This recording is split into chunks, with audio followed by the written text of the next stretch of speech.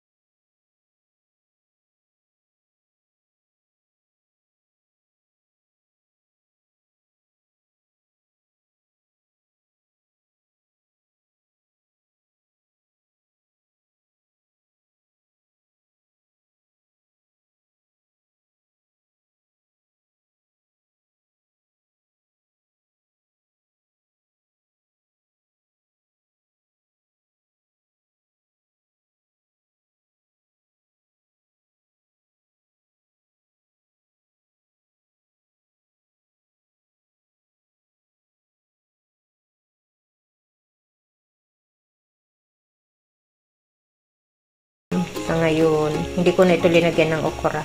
Pwede rin naman maglagay ng labanos pero hindi ko na linagyan. Ayan. Ang ating sinigang na hipon.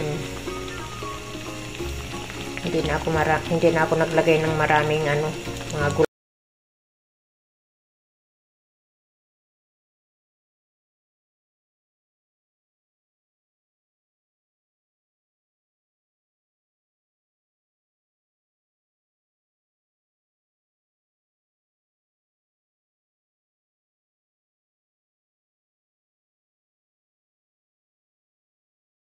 Bye!